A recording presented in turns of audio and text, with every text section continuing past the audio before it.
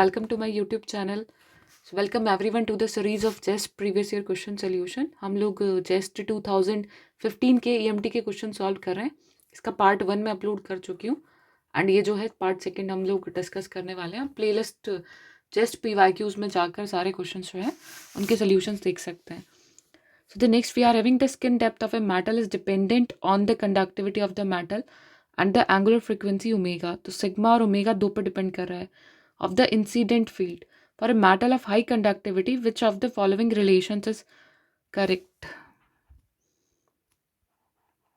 So sigma जो है वो बहुत ज़्यादा है एप्सिलॉन ओमेगा से. तो गुड कंडक्टर के लिए जो स्किन डेप्थ का फार्मूला होता है बीटा, दैट इज √2/म्यू सिग्मा ओमेगा. सो बीटा यहाँ से इन्वर्सली प्रोपोर्शनल होगा √सिग्मा ओमेगा के. So option B is the correct answer. Beta यहाँ पर डी के इक्वल दे रखा है. So D is inversely proportional to √सिग्मा ओमेगा. ये करेक्ट आंसर हो जाएगा. डायरेक्ट फार्मूला बेस्ड क्वेश्चन है. इसको डिराइव करके देख सकते हैं आप कि जब हम कंडक्टिंग मीडियम में इलेक्ट्रिक फील्ड लेते हैं तो वहाँ पे वेव वेक्टर जो होता है वो कॉम्प्लेक्स नंबर रहता है. तो उसका रियल पार्ट और वो पार्ट अलग अलग हो जाते हैं और उसके थ्रू जो है काफ़ी लंबे चौड़े डेरिवेशंस के बाद हमें ये फार्मूलाज मिलता है. तो डेरिवेशन भी एक बार रिवाइज कर लें क्योंकि जेस्ट में काफ़ी क्वेश्चन वहाँ से पूछे जाने की प्रॉबिलिटी है और फार्मूलाज जो है वो मेमोराइज कर लें. नेक्स्ट क्वेश्चन देखिए. The approximated force exerted on A perfectly reflecting mirror. अब देखिए यहाँ से काफ़ी क्वेश्चन आते हैं परफेक्टली रिफ्लेक्टिंग मिरर और इन सबसे रिलेटेड. तो यहाँ पर ध्यान रखिएगा इंटेंसिटी आई जो है वो इंसिडेंट हो रहा है और परफेक्टली रिफ्लेक्टिंग में इंटेंसिटी आई ही आपका रिफ्लेक्ट बैक हो जाएगा क्योंकि कुछ भी एब्जॉर्ब नहीं हुआ. यदि कुछ एब्जॉर्ब कर लेता है परसेंटेज तो वो एब्जॉर्प्शन को आपको कंसीडर करना है. लाइक आई आया और मान लेते हैं यहाँ से जो रिफ्लेक्ट हो गया एब्जॉर्ब हो गया 0.2 आई और रिफ्लेक्ट हो गया 0.8 आई. तो इस कंडीशन में जो आप यहाँ पर पावर को रिप्रेजेंट करेंगे कि कितना यहाँ पर रेडिएशन प्रेशर जनरेट हो रहा है. सो प्रेशर को हम यहाँ पे लिखेंगे. देखो इसमें लिखेंगे कितना टोटल मतलब इसमें इसने इम्पार्ट किया है तो 2I/c से हम रिप्रेजेंट करेंगे. This is for normal incident. और यहाँ पर देखिए कितना हो जाएगा. इट्स 2I नहीं, आई और आई नहीं, आई और 0.8 आई. So it's 1.8 I/c. और ऐसा क्वेश्चन पूछ लिया जाता है कि आई इंसिडेंट हुआ और यहाँ से 0.2 आई जो है वो रिफ्लेक्ट हुआ और 0.8 आई एब्जॉर्ब हो गया. इस कंडीशन में प्रेशर पावर जो प्रेशर रेडिएशन प्रेशर होगा दैट इज इंटेंसिटी अपॉन जो लाइट वेलोसिटी यहाँ पर स्पीड ऑफ लाइट है. तो ये हो जाएगा यहाँ पर I + 0.2 I/c यानी 1.2 I/c. तो ये सारी चीज़ों का ध्यान रखें. काफ़ी सारे क्वेश्चंस यहाँ से जस्ट में पूछे गए हैं तो इस टॉपिक को अच्छे से प्रिपेयर कर ले. तो यहाँ जो क्वेश्चन है इसमें पावर जो दे रखी है वो 10 मिलीवॉट दे रखी है. राइट. तो आपको यहाँ पे ध्यान रखना है कि आप पावर से कैसे इसे जो है वो रिकनेक्ट करेंगे. सो अप्रॉक्सीमेटेड फोर्स जो है उसके लिए आपको यहाँ पर पावर दे रखी है और फोर्स आपको फाइंड आउट करना है इन टर्म्स ऑफ न्यूटन. तो यहाँ पर जो पावर है 10 मिलीवॉट गिवन है आपको. तो हमें प्रेशर का फॉर्मूला पता है कि प्रेशर परफेक्टली रिफ्लेक्टिंग मिरर के लिए 2I/c से दी जाएगी. ठीक है. और इंटेंसिटी जो है वो पावर पर यूनिट एरिया होती है. सो पावर पर यूनिट एरिया इंटू 1/c. आई को हमने यहाँ से पुट कर दिया और जो प्रेशर है उसे यहाँ से हम लिख सकते हैं. We can write the pressure as force per unit area. Force upon area जो है वो इक्वल आ गया 2 power into 1/c and area into c. Area यहाँ से कैंसिल आउट हो गया. तो जो फोर्स है वो यहाँ पे रिप्रेजेंट कर रहा है 2 इंटू पावर हो गया 10 मिलीवॉट. तो 10 इंटू 10⁻³ एंड c हो गया 3 इंटू 10⁸. तो यहाँ से फोर्स कितना हो जाएगा आप देखेंगे 20/3. So it will be 6.6 into 10⁻11 newton. So option B is the correct answer here. So I hope it's clear to everyone. Next question देखिए. Which of the following expression represents an electric field due to a time varying magnetic field? अब देखिए यहाँ पे हम थोड़ा सा Maxwell's relations को भी रिवाइज कर लेते हैं. तो जब भी हम बात कर रहे हैं इलेक्ट्रोस्टैटिक फील्ड की जो कि टाइम के साथ चेंज नहीं हो रही स्टैटिक है तो हम डेल क्रॉस ई को 0 लिख देते हैं. और जब आपकी मैग्नेटिक फील्ड टाइम वराएंगे तो डेल क्रॉस ई आपको मिलता है -del B/del T. Faraday's law से मैक्सवेल्स की थर्ड इक्वेशन.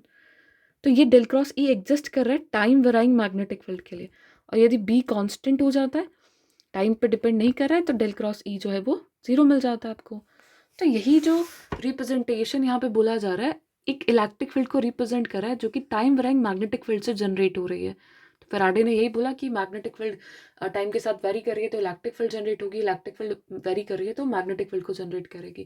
तो सेम जब हम यहाँ पे सॉल्व कर लेंगे ऑप्शंस के थ्रू, किसके लिए del cross E not equals to 0 होगा, that will be having time varying magnetic field की वजह से जो इलेक्ट्रिक फील्ड जनरेट हो रही है वो होगा। तो ऑप्शन ए के लिए आप चेक करेंगे तो डेल क्रॉस ई यहाँ से आ जाएगा 0। डेल में वही आपको i cap, j cap, k cap, del by del x, del by del y, del by del z, और यहाँ पे सारे कंपोनेंट, जैसे इसमें आएगा के एक्स, के वाई एंड के जेड। तो यहाँ से आप इसको सॉल्व करेंगे तो ये 0 देगा, इससे 0 मिलेगा, इससे भी 0 मिलेगा, इससे भी 0 मिलेगा, इससे आपको -2k जेड कैप मिल जाएगा। So it's not equals to 0, so option D is the correct answer. आप लोग सॉल्व करके चेक कर लेना, और नहीं हो तो कमेंट सेक्शन में बताना, फिर मैं मतलब जनरल कर्ल ही करना है इक्वेशन में।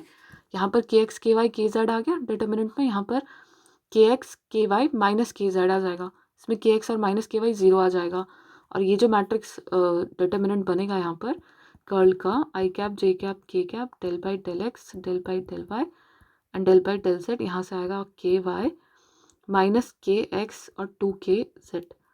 तो इसको सॉल्व करेंगे तो -2k जेड कैप आपको देगा। So this one is also not equals to 0। तो यही टाइम वेराइंग मैग्नेटिक फील्ड की वजह से जनरेटेड इलेक्ट्रिक फील्ड होगी।